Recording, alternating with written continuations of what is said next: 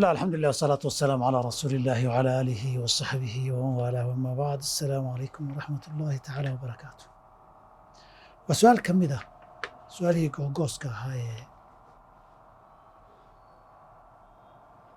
فيسبوك سائلكم حولي هاي قبيالة يا قرابة حريرينتا مع فرق ودحي مسألة قبيالة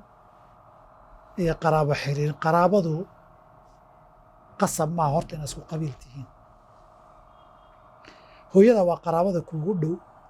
qabiil kale noqon karta qaraabada waxaa ka mida reabtiga qaraabada waxaa ka mida dad reexididka ah qaraabada waxaa ka mida dad gabdhaha walaalaha iyo gabadhaa dhashay iyo qabaa ka mida qaraabadu way ka badan tahay waa sacsan tahay qabiilka saa darteed farqiga koowaad ee u dhexeeyaay qabiilka iyo ama qabyaaladuna soomaalidu say u taqaano waa dad xigta iyo abtir iyo qabiil iyo isku reer wadaaga bay ka timaadaa qaraabaduna waxaa qaraabo noqon kara dad qabaa'il kala duwan ah oo xataa isku jinsiyadba aan ahayn isagoo Soomaali ah oo carab iyo caddaan labadaba qaraabo la noqon karaa abtiyaal bay qolo u noqon karaan qolana xidid bay noqon karaan xataa inay isku luqad ku hadlaan qasab maaha reerahooda saa marka koowaad saa darteed qaraabadu way ka guda weyn tahay qabyaaladda marka labaad qaraabadu xiriirinteedu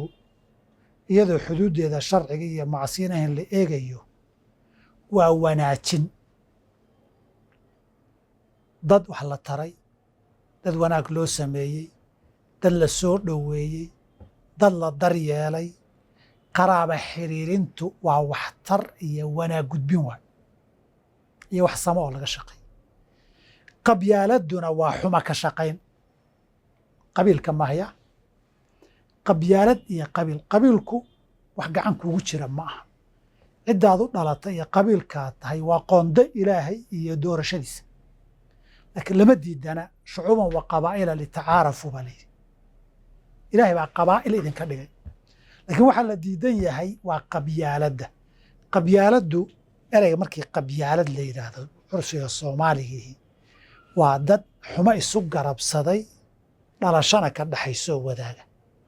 dhib iyo xumaatana garab isugu ah saa darteed waa wax xaaraam oo alcasabiya wey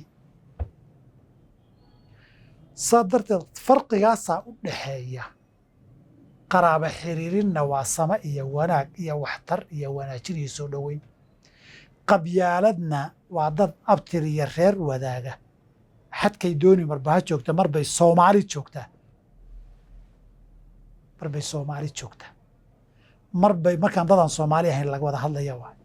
markay Soomaali dhexdeed noqoto hoos bay u soo yardegtaa hadba qofka kale unugta abtirka ee la sheegto run iyo beenba